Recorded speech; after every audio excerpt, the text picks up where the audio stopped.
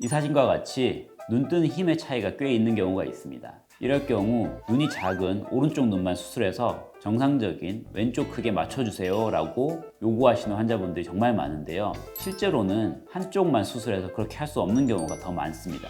양쪽 눈의 크기, 즉 대칭성을 맞추는 것은 생각만큼 쉽지 않습니다. 안녕하세요. 닥터 라이블리 성형외과 전문의 서양 원장입니다. 눈 성형 하려고 오시는 분들이 가장 많이 묻는 질문 중 하나가 눈매 교정 해야 되나요? 입니다. 성형외과 전문의로서 이 질문에 대해서 눈매 교정 하세요, 하지 마세요 라고 속 시원하게 답변 드리면 좋겠지만 개개인마다 필요성이 다르기 때문에 일률적으로 얘기하기는 어렵습니다. 이 영상을 통해서 눈매 교정이 필요한 케이스, 눈매 교정을 왜 해야 되는지 총정리해 드리겠습니다. 굉장히 혼용해서 많이 쓰는 말이지만 같은 말은 아닙니다. 차이를 알려면 안검하수가 무엇인지부터 알아야 됩니다. 이마를 사용하지 않고 정면 응시 기준으로 윗눈꺼풀이 우리 검은 눈동자를 한 1, 2mm 정도 가리는 것이 가장 이상적인 윗눈꺼풀의 위치라고 할 수 있습니다. 그런데 눈 뜨는 힘이 약해서 그보다 더 검은 눈동자를 많이 가리게 되면 이러한 눈을 안검하수가 있다고 진단할 수 있습니다. 이렇게 병적인 안검하수가 있는 눈의 근육을 당기거나 전진시켜서 눈을 더 잘 뜨게 만들어주는 수술이 안검하수 수술입니다. 반면에 눈매 교정술은 원래 안검하수가 없거나 있더라도 경증인 경우에 눈을 좀 더 또렷하게 만들 목적으로 혹은 쌍꺼풀이 풀리지 않게 하기 위한 미용 목적으로 수술하는 것을 말합니다. 첫 번째는 진성 안검하수가 있는 경우입니다. 눈 뜨는 힘이 약하고 피부가 많이 처지다 보니까 이마 근육도 많이 사용하고 있습니다. 이런 경우에 쌍꺼풀 수술만 한다고 눈이 정말 커지지는 않습니다. 쌍꺼풀을 통해서 가성 안검하수도 해결해야 되지만 진성 안검하수도 안검하수 교정을 통해서 교정을 해줘야지 다음과 같은 눈을 만들 수가 있습니다.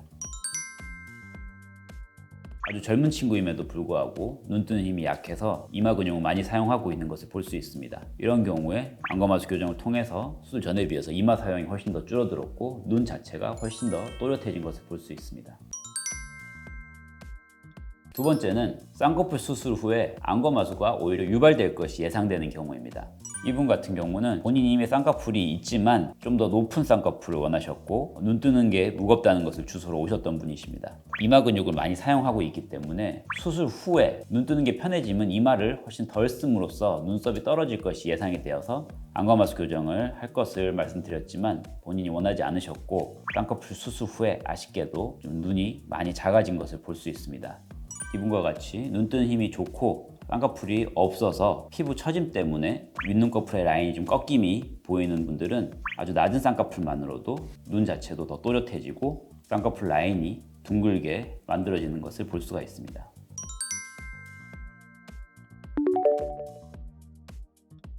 눈매 교정은 쉬운 수술은 아닙니다.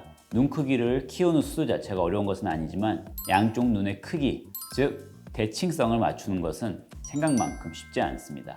이 사진과 같이 눈 뜨는 힘의 차이가 꽤 있는 경우가 있습니다. 이럴 경우 눈이 작은 오른쪽 눈만 수술해서 정상적인 왼쪽 크기에 맞춰주세요 라고 요구하시는 환자분들이 정말 많은데요. 실제로는 한쪽만 수술해서 그렇게 할 수 없는 경우가 더 많습니다.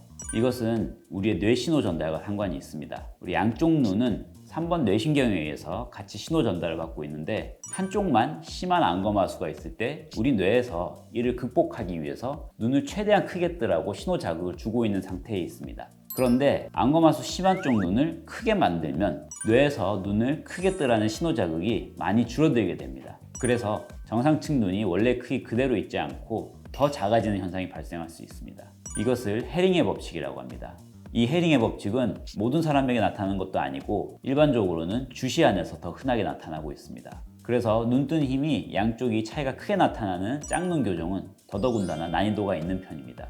그리고 방금 말씀드린 이유로 대부분의 경우에 눈매 교정은 양측을 하는 것이 대칭성을 맞추는데 훨씬 유리한 것이 사실입니다. 또한 헤링의 법칙뿐만 아니라 수술 전 통증을 줄일 목적으로 사용하는 마취약에 의한 효과가 눈 뜨는 근육의 작용 시에 눈이 작아지게 만드는 성분도 있고 반대로 크게 만드는 성분도 있으며 양쪽 눈에 똑같은 양의 국소 마취약을 사용하더라도 붓기가 양쪽이 똑같이 생기지 않기 때문에 수술 중에 눈 크기를 똑같이 만들었다고 해서 최종적인 결과의 대칭성을 보장할 수가 없습니다. 눈매 교정하면 부작용이 생기기 쉽다거나 짝짝이가 잘 생긴다는 이야기가 있는 것은 그만큼 수술 자체의 난이도와 상관이 있다고 할 수 있습니다. 하지만 조금 전에 보여드린 것처럼 본인이 갖고 있는 눈뜨는 힘의 비대칭은 눈매 교정을 하지 않고서는 교정을 할 수 없는 것도 사실입니다. 따라서 이 수술과 관련한 충분한 노하우와 경험이 있는 성형외과 전문의에게 상담과 수술을 받는 것이 중요하다고 할 수 있습니다.